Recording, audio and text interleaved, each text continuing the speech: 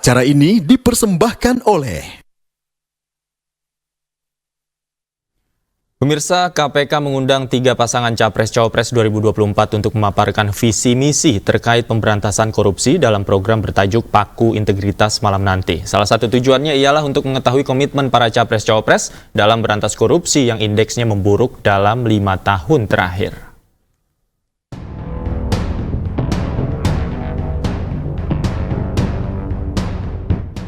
Komisi Pemberantasan Korupsi mengundang calon presiden dan calon wakil presiden untuk memaparkan visi misi mereka terkait pemberantasan korupsi. Acara bertajuk Paku Integritas yang digelar KPK akan dihadiri oleh seluruh pasangan calon mulai dari pasangan Anies Muhaimin, Prabowo Gibran, dan Ganjar Mahfud. Kegiatan ini digelar untuk menguji gagasan masing-masing pasangan calon dan komitmen mereka untuk memberantas korupsi di Indonesia yang indeks persepsinya cenderung turun dalam 5 tahun terakhir. Penurunan indeks persepsi korupsi di Indonesia terjadi seiring dengan banyaknya pejabat publik yang terjerat kasus korupsi dan hukum. Pada tahun 2018, indeks persepsi korupsi mendapatkan skor 38 di peringkat 89. Setahun kemudian, indeks persepsi korupsi di Indonesia naik ke skor 40 dan berada di peringkat 85 dari 180 negara. Di tahun 2019, indeks pencapaian persepsi korupsi jadi yang tertinggi sepanjang 25 tahun terakhir.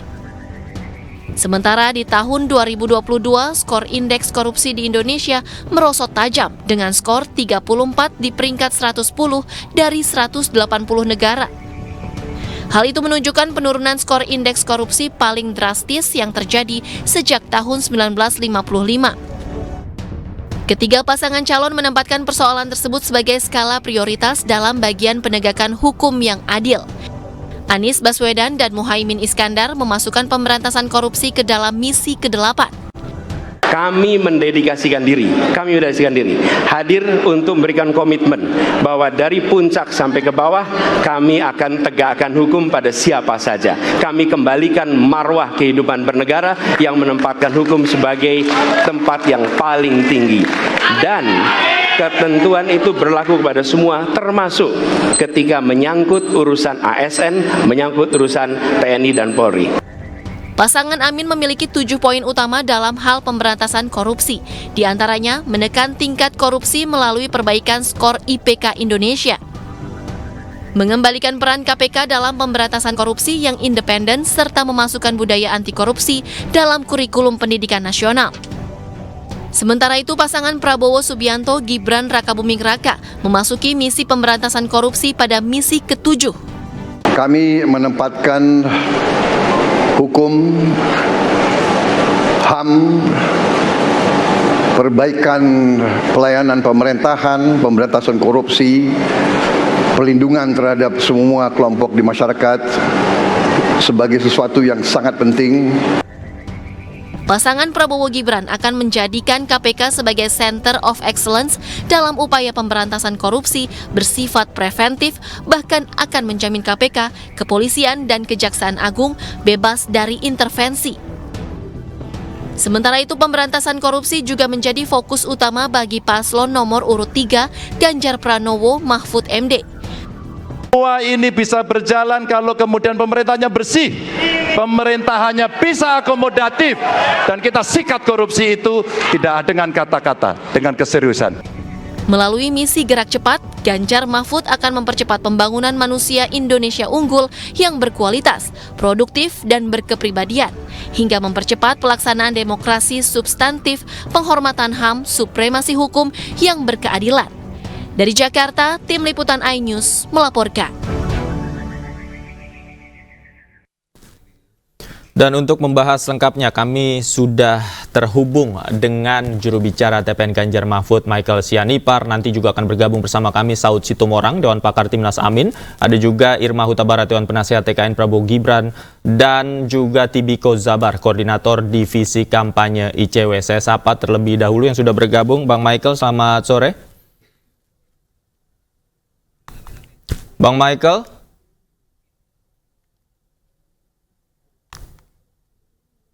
Bang Michael, sudah bisa dengar suara saya?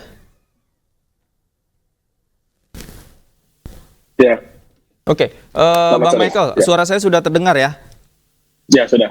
Oke, Bang Michael, jelang pemaparan visi misi terkait korupsi ini nanti malam di KPK, sebenarnya yang menjadi concern utama Ganjar Mahfud seperti apa dalam pemberantasan korupsi? Ya, yang pasti kita ingin mengembalikan marwah pemberantasan korupsi karena kita melihat akhir-akhir ini ada kemerosotan kepercayaan publik terhadap kinerja dari pemberantasan korupsi khususnya di lembaga KPK. Jadi tentu kita berterima kasih bahwa KPK mengadakan acara ini. Ini adalah inisiatif yang baik. Dan di sana kita akan menunjukkan bahwa baik itu Pak Ganjar dan Prof Mahfud yang selama ini punya integritas yang sudah teruji akan menunjukkan ide-ide dan gagasan bagaimana kita bisa mengembalikan agar KPK ini punya taring dan bisa mendapatkan kepercayaan dari publik lagi. Bahwa agenda pemberantasan korupsi ini adalah agenda yang sangat penting yang harus kita kedepankan kalau kita mau program-program lainnya di Indonesia oleh pemerintah Indonesia itu bisa berjalan dengan baik. Karena pemberantasan korupsi ini adalah kunci. Kalau tidak semua program yang kita jalankan, kalau ada kasus korupsi dalamnya itu bisa menjadi ancaman untuk keberlangsungan programnya dan juga kualitas dari program-program yang sudah disusun buat masyarakat. Jadi bicara soal pemberantasan korupsi ini akan menjadi prioritas utama juga dari Pak Ganjar dan Prof Mahfud jika terpilih nanti. Dan sudah dibicarakan bahwa Prof Mahfud akan diberikan mandat khusus sebagai wakil presiden untuk punya perhatian dan juga punya peran agar bisa mengarahkan agar pengendalian korupsi ini bisa punya taringnya kembali.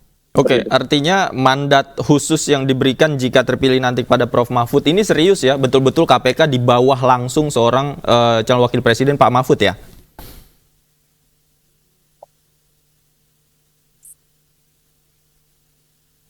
Bang Michael. Oke, baik. Sementara sambil menunggu audio kami tersambung kembali dengan Bang Michael, saya sapa Bang Tibiko Zabar juga sudah bergabung bersama kami dari ICW. Oke, baik. Halo, selamat sore. Oke. Pemirsa iNews. Bang Biko, sudah bisa dengar suara saya? Ada Davi di studio? Sudah, Mas Davi. Oke, sudah Bang Biko, terdengar. saya ingin mulai dari tanggapan Anda mengenai acara yang digelar KPK nanti malam terkait dengan pemaparan visi misi terkait pemberantasan korupsi. Kira-kira apa tujuannya dan apa yang bisa kita tilik dari pemaparan masing-masing pasangan calon? Ya, terima kasih Mas Davi. Ya, tentu ini patut kita apresiasi ya. Ini jadi momen penting. Kenapa? Karena pertemuan nanti malam ini seharusnya bisa mengelaborasi lebih jauh gagasan para capres untuk upaya pemberantasan korupsi. Dalam hal ini konteksnya adalah penguatan KPK. Kenapa? Karena kan dari debat capres terakhir kita bisa saksikan sendiri gitu ya. Ada beberapa gagasan yang disampaikan, namun minim sekali sebetulnya kalau kita bicara soal hal-hal yang konkret gitu ya. Bahkan tentu kalau kita bicara dalam kerangka pemberantasan korupsi ada poin-poin yang kontradiktif misalnya disampaikan. Nah, hal ini tentu di pertemuan nanti malam sepatutnya penting untuk diuji gitu ya, untuk bagi ketiga pasangan capres misalnya saja.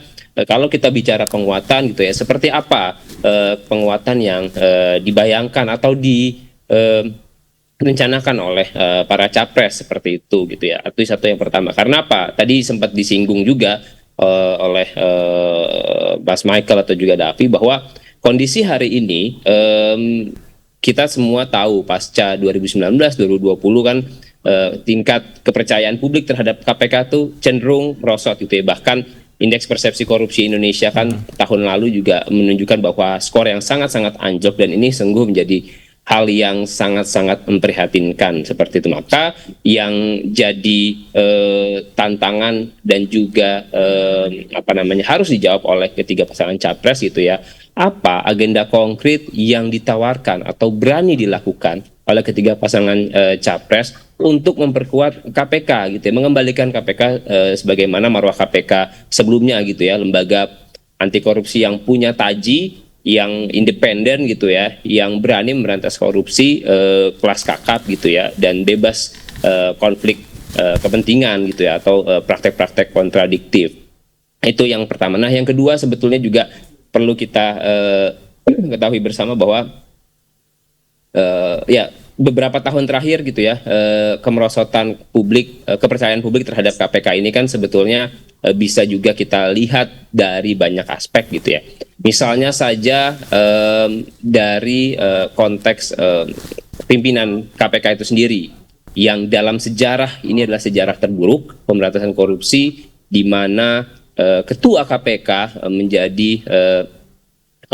menjadi tersangka dugaan pemerasan gitu ya, yang mana kasusnya itu juga ditangani oleh terkait juga dengan isu korupsi. Itu yang pertama. Dan yang kedua, ternyata persoalan ini juga merembet ke bawah gitu ya.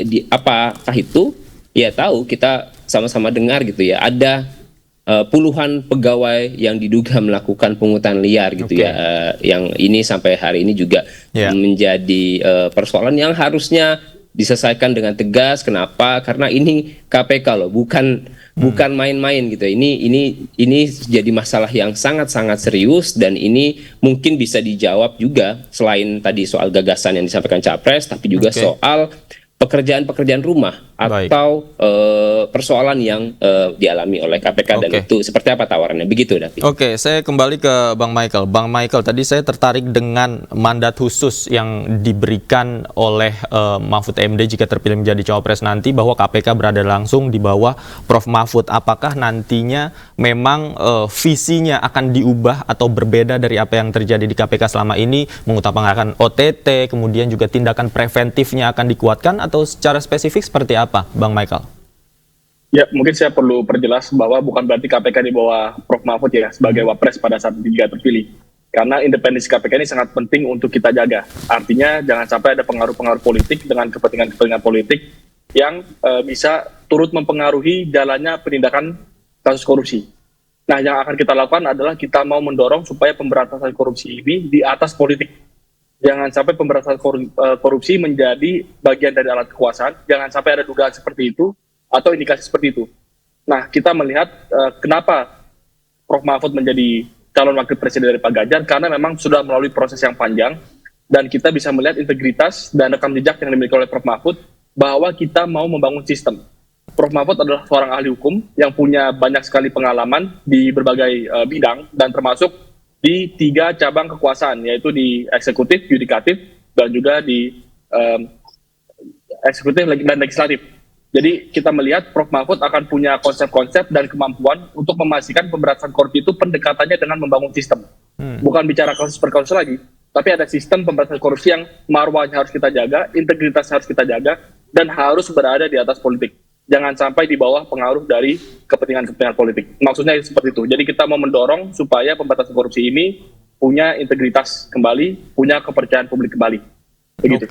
Oke, bicara soal integritas juga tadi ada persepsi kepercayaan publik ini selama 5 tahun terakhir ya, datanya menurun, apalagi beberapa kasus yang menjerat internal KPK. Tadi disebutkan oleh Bang Biko, Ketua KPK, kemudian penyidik-penyidik yang memang terlibat pungli dan lain sebagainya. Apakah ini masalahnya sistemik, atau masih bisa dikatakan sebenarnya sumber masalahnya adalah oknum dan orang-orang? Bagaimana kemudian faktor penurunan indeks ini bisa diminimalisir, Bang Biko? Ya, sebetulnya ini menjadi persoalan yang fundamental terjadi pasca revisi Undang-Undang KPK, Mas Davi, yang mana regulasi tersebut pada akhirnya kan menarik KPK masuk pada rumpun eksekutif, dan kemudian bisa kita bilang bahwa ya independensinya akhirnya hilang seperti itu gitu ya. Itu yang pertama. Dan yang kedua juga persoalan keteladanan gitu ya. Sejak awal kami menyampaikan, ICW menyampaikan dan masyarakat sipil juga menyampaikan bahwa pimpinan KPK ini lebih banyak kontroversi ketimbang prestasi itu, dan akhirnya kita bisa bilang ini ketiadaan keteladanan pimpinan yang sebetulnya itu sungguh sangat merusak KPK hari ini, menambah kerusakan di dalam KPK gitu ya. Regulasinya diubah, lalu kemudian pimpinan juga berulah seperti itu, dan faktanya kan terjadi gitu ya. Dewas beberapa kali juga mengeluarkan putusan, dan terakhir ada putusan pidana seperti itu. Nah, kalau kita lihat ini problemnya sebenarnya apa sih? Di KPK itu sebetulnya mekanismenya sudah cukup baik sebelumnya gitu ya. Kalau kita lihat KPK yang sebelumnya, namun kemudian kan ini berubah gitu ya ketika ada revisi undang-undang, lalu pemilihan pimpinan KPK yang cenderung bermasalah. Nah, ini yang kemudian kita kemarin sampaikan, ada poin yang sangat penting adalah melakukan reformasi besar-besaran gitu ya dalam konteks pengawasan di internal KPK itu sendiri gitu ya. Nah, itu yang kemudian juga perlu dilakukan seperti itu. Maka penegakan aturan di internal, lalu kemudian penguatan dari aspek tadi ya, tidak betul, kami sepakat tidak hanya bicara soal penindakan, meskipun penindakannya juga belum optimal gitu ya, saya belum bicara maksimal, belum dioptimal, maka ya tadi ada kedua aspek itu menjadi hal yang sangat penting gitu ya, pencegahan lalu juga ada penindakan. Tapi yang juga sekali lagi jadi pekerjaan rumah adalah bagaimana membenahi KPK hari ini yang situasi dan kondisinya adalah bagian dari eksekutif.